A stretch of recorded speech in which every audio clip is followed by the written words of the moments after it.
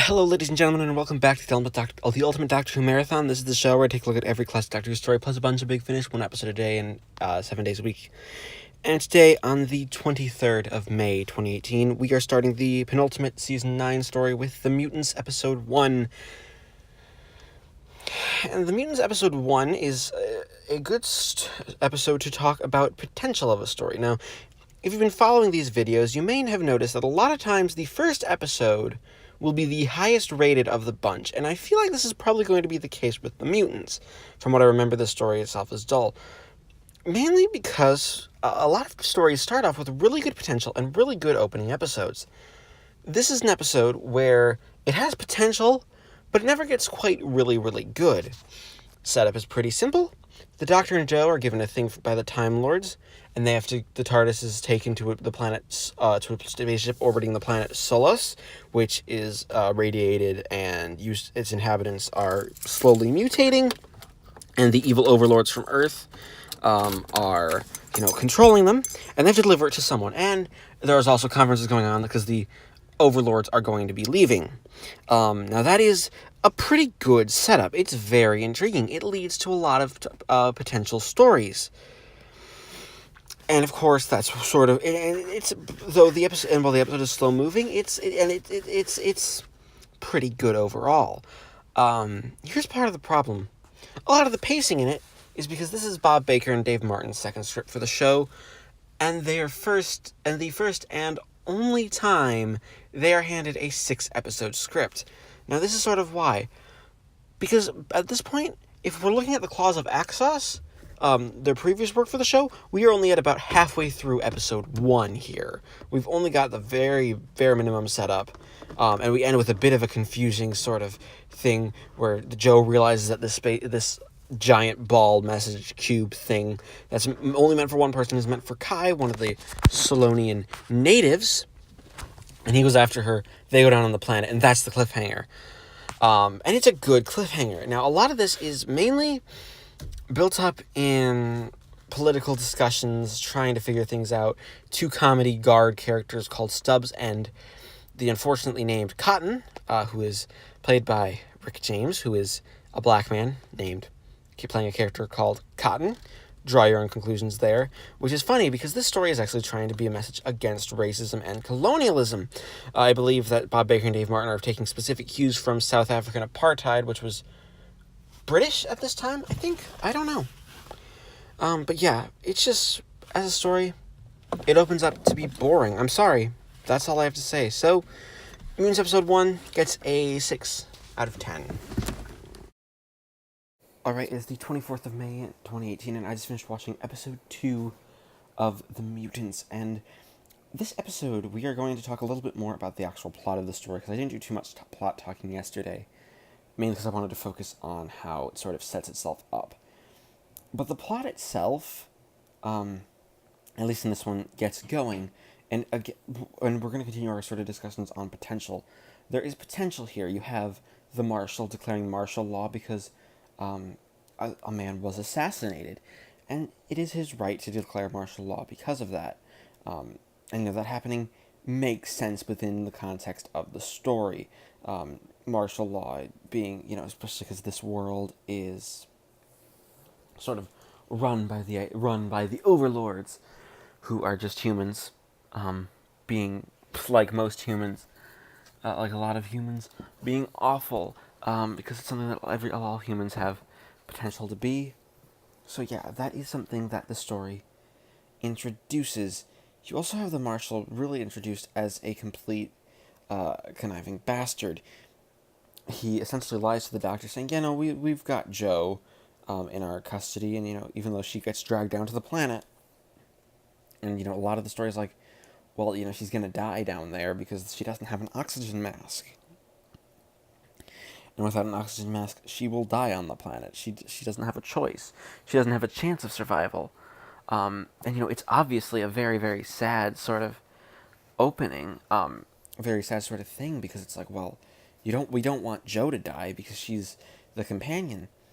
But Bob Baker and Dave Martin also sort of make Kai our Solonian hero. He's presented as our hero. tried to make him a little more interesting by having him also sort of be like, well, I've only ever known humans as overlords, so therefore they're evil and you're one of them. It's sort of this weird black and white thinking that I think might have been present at the time, and sort of reflects interestingly on today's society because of just how black and white things seem to be in today's world, even though there are very many shades of gray in any sort of discussion. Like, it's not just one side good, one side bad. They're good and bad on both sides. Because it turns out the marshal was working with some of the Salonians, though for what reason I don't know. I guess it's playing off of their greed or something, because it doesn't really get an explanation, other than just like, yeah, no, the Salonians are evil, have worked with us, and we are making it so that they have their real chance for everything. We also get introduced to a comic character, Jaeger, who is a scientist, and he is a very comedic scientist at that. Like, he speaks in just this outrageous accent. It's played by the same guy who played Dennis in The Enemy of the World, and it's an interesting performance. But yeah, there's also... They bring up the mutation, but they don't actually show any of the mutants yet. They're saving that for later, obviously, because it's not something that they want to show quite so soon in the story. Like, they want to hold off, let the tension build, even though the tension isn't building. Again, this episode itself is pretty dull overall. It doesn't build. There's a lot to talk about. There's a lot of disparate threads, but they don't really come together to build any sort of whole. They just are sort of there. They work to just like be like, well, here's a plot we're starting. We don't know if we're going to explore this idea. We're trying to. It's sort of an exercise. We're trying to do too much at one time. It's so much so that it makes the episode boring. So I'm going to give the Mutants episode 2 a 4 out of 10. Alright, it's the 25th of May 2018, and I just finished watching the episode 3 of The Mutants, which is quickly deteriorating into a bad episode. I mean, a bad story overall. And, can you really blame it? It really had enough material to stretch over 4 episodes, and they used all that up already on episode 3. Yeah, why do I say this? Well, because in this episode, Kai gets the box, and now the rest of the episode story is going to be, let's try to figure out what this box means. Also, it's apparently summer now on the planet after 500 years of spring, and, well, you can kind of guess where this is going. The whole thing is that the mutants aren't actually mutants. They're just the natural progression of Salonians going from spring to summer. So much so that you could basically, the rest of this story, you could pretty much just skip for that. Also, remember, colonialism is bad. Okay, guys? Okay. Yeah, that's all the story's doing. It's not being clever. It's not even being fun. It's just being bad.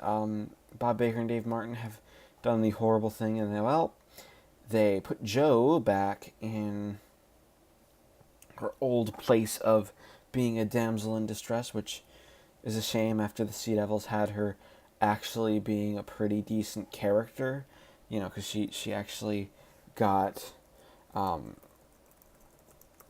she actually got to have screen time and be someone that we could relate to and someone that we could have fun with. But no, she's just like, man, it's one of those days. You really have to watch this story to believe it. It's not. Again, it's not a very solid. It's not a very solid story. The entire story is just sort of there and being like, well, I exist. You better like me because we're doing this whole story thing and you're gonna like it. We don't care if you don't. It's one of those. Again, we're hitting these quick story beats and we're trying to get through them. You have the actual thing the big thing that our plot MacGuffin open up, and all it is just It's all it is just, a bunch of tablets, and the next bit of the story is going to be, well, let's try to figure out tablets. There was this guy called Sundergaard who's a professor, and he lived down here, so he's probably worth talking to, because he might just be, the right one for the story. Like, um, it's like, well, it's one of those. Here's the story. If I'm gonna introduce myself as a character and try to be good, it's not quite making its characters interesting. You have the marshal essentially just being like, yeah, I'm just gonna commit a genocide. I don't care. They're evil because money, money, money, evil, evil, evil. Did I mention evil money, racism, money, evil? Like, they're just, these characters aren't interesting and they aren't believable. They're just like, we're characters trapped in a story where it's like, this is all we've got to be, and this is what we have to do to continue the story going. And it doesn't grab your appeal. It's just like, yeah, we're a story. Watch us, I guess, or not. We don't really care. We don't really have the time to care. We're just like, well, you kind of we need to continue somehow, so, this is just gonna be where we continue with, and you can go ahead and try to give us a bit of a conclusion, but that's not what you're gonna get. You're just gonna get this is the end, be happy. That's all we have to give you. We don't have some big shocking revelation. It's just like, no, we're a story. We're giving we're doing a lot of stuff. So yeah, it's a story. We have an idea to end this with, and this is how we're gonna do it, even though we're only halfway through. So I'm gonna give Mutants episode 3 a 3 out of 10. Alright, it is the 26th of May 2018, and I just finished watching episode 4 of The Mutants, and this is the episode where we actually try to translate the tablets in the space football thing, mainly because we are introduced to Professor Sundergaard. Again, not a lot happens in this episode. Again, this is a story where not a lot of things are happening. It's just sort of like, well, point A to point B, we just right. I mean, there's a reason this is the only time Bob Baker, well, wait, no, they actually get another 6-parter later on. This is like one of 2 times where they get a 6-parter, and this time they really don't have enough material to cover it. The whole Mutants allegory could easily be should really be wrapped up by now if everything, if we could just close up some of the gaps and basically end things pretty quickly. Like, we could get things going, mainly because a lot of this is, you have Stubbs and Cotton rebelling because, now they're good guys, mainly because they don't like the Marshal and his, well, rather tyrannical ways, which I don't blame them, even though that switch just sort of happened on a whim. The Doctor and Joe are now working with Kai and Varen. Varen runs away and starts to mutate himself. And we really get the idea that the mutations may be caused by the Marshal's experiments, but they also might not be. They might just be natural mutations because everything is going to spring and summer. And if I'm going to be honest, the whole football plot of this really doesn't make sense. Like, there's a point where it's in the last episode where it was open, it's like, but these aren't weapons. It's like, that doesn't make much sense, because they were built up as probably going to be weapons, even though, like, the football, unless it was Time Lord technology and bigger on the inside, but it was Time Lord technology, so it could easily be bigger on the inside than it is on the outside.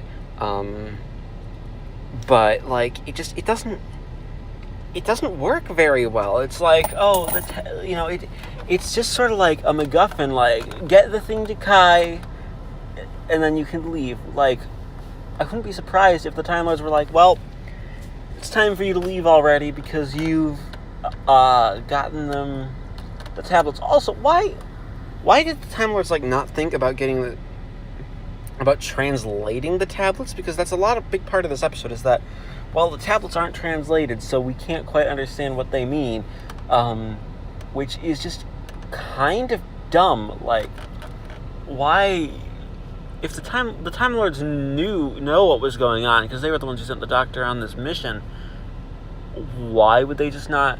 They could have at least been a little less vague and sent, like, instructions to say, like, hey, inside there's going to be stuff that needs to be translated, find Professor Sondergaard, or translate it yourself, because you could probably figure it out yourself because you're the Doctor.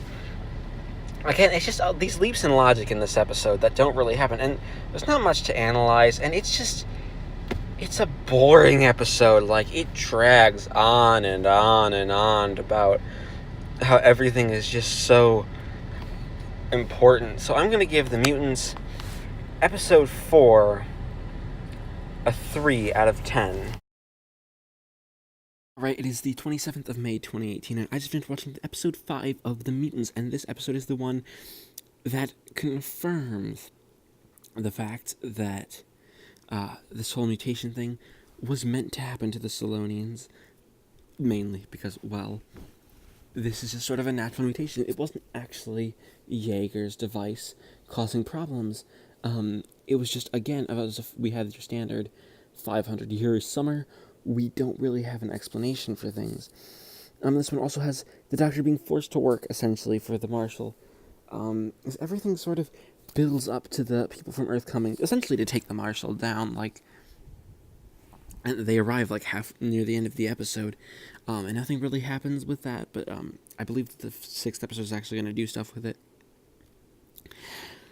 But that is a rather interesting little story where you have Professor Sondergaard essentially trying to get things back on track for the Solonians. The mutants actually learn how to speak a little bit, and we have the makings of a good story. Sure, but again, it's still squandered, and we are still really late in the game for a good story. Like, this is a draggy episode. It is a part 5 of 6. It doesn't know what it wants to be, and if it really wants to continue, as a total story. It's been slowly leading itself down the road of, let's just try to get the story over quickly so we can move on to something else. The Marshal's still good. Blackmailing the Doctor is good. Joe actually gets a chance to draw for escapology again, though not very long. It just sort of is one scene and it happens, and that's it. And we have, oddly enough, the episode opening with the resolution cliffhanger. Now, the last cliffhanger was the airlock opening up and people being flung out into space, but that really gets easily resolved.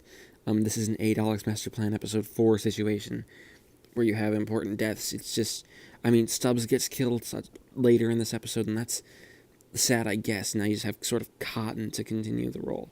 And Cotton's kind of a really boring character. He's just sort of there for everything. It's not oh, he's such a good character. It's just sort of boring. And the cliffhanger is also very, something bad is going to happen. Zing. It's not necessarily a full out, complete story. It's just sort of like, well, this is where we're going with it, and you have to like it. You also have the Doctor again being forced to do the particle reversal, even though that really, there's no explanation as to, like, yeah, that'll definitely work, or as no, it won't work. It's sort of it'll probably work. You also, and I think they seem to be trying to do an environmental message, sort of, but that is sort of undercut by the fact that, well, there isn't much environmentalism to be found here. It's just sort of like, well, it happens. Don't bomb the planet, and Jaeger is bad. It's just a story that is not really going towards a decent conclusion, and it's not being good. It's just, it's bad. So I'm going to give The Mutants Episode 5, a 2 out of 10. Alright, it is the 28th of May, 2018, and I just finished watching episode 6 of the Mutants. And as you can tell, hopefully, by the side, it was not a good conclusion. The episode had only enough material really to deal with 5 minutes, as it's like, well, there's an escape route from the problem. Kai eventually mutates into the final... Sorry, this is dumb. Into the final form of the Solonians. Yeah, there's a final form for the Solonians. And essentially that leads to, just not a lot of good things. It's one of those stories where, and then you have the Doctor being forced to testify against the native Solonians because even though they want to live, they have the hardest time of things, and it's like, yeah, I get that, but also, like, you've just spent most of the episode being like, yeah, no, everything's fine, everything's good. And we get the whole idea of someone saying, yeah, no, the mutation is natural. It's been brought on by Jaeger's experiments, but it's eventually going to go into a final form. And then we see the final form, which causes, in Kai, who is a rainbow, and he speaks in the third person with this really dumb, airy voice. Like, it just... I'm sorry, as an episode, it's not very good. It's there to be like, well, we've got this whole story, and we're like, yeah, we just need to end it all. There's a great couple cracks near the end between the Doctor and Joe, and the marshal getting his comeuppance is nice. He's been the life of the story since it started. And there's a good crack about, basically about,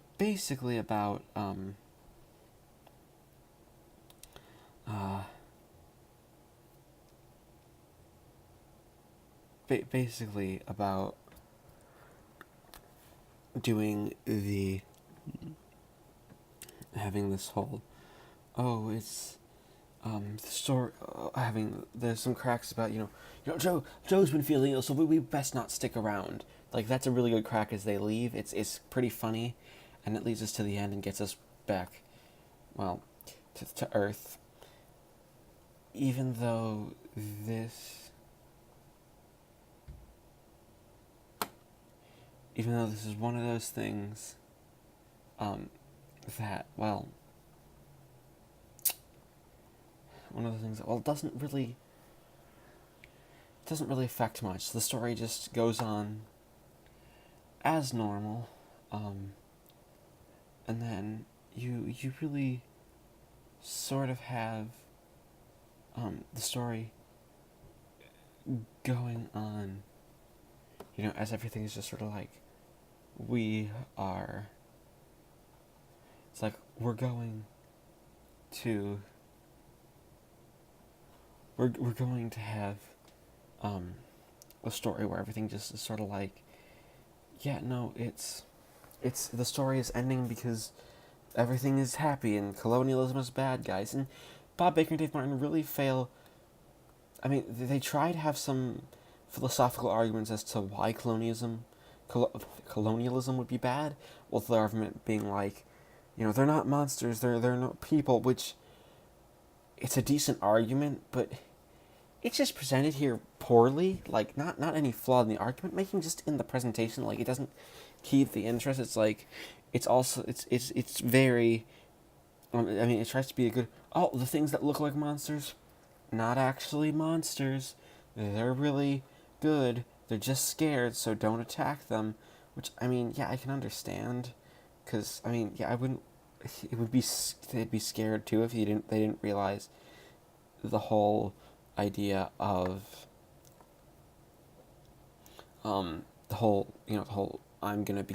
we're changing into, well, they're changing into a sense that, that they're changing into these mutant creatures. And I mean, that's decent. It's not perfect, but it's at least decent enough to really give you the feeling that, like, everything, that everything is just, sort of going for the story. Like, it at least has its ending, and it's a pretty good ending. It knows what it wants to be. It's just, well, it's not very good. It's there. So I'm going to give The Mutants, Episode 6, a 2 out of 10. That being said, as we are at the end of The Mutants, we average the scores up to give The Mutants a final score of 3.33 out of 10. Thank you, everybody, for watching this, albeit short, episode of the Ultimate Doctor Who Marathon. And please feel free to join. Please leave a like, comment, subscribe if you haven't already. And join me next time when we're going on to the Season 9 finale of Doctor Who with The Time Monster.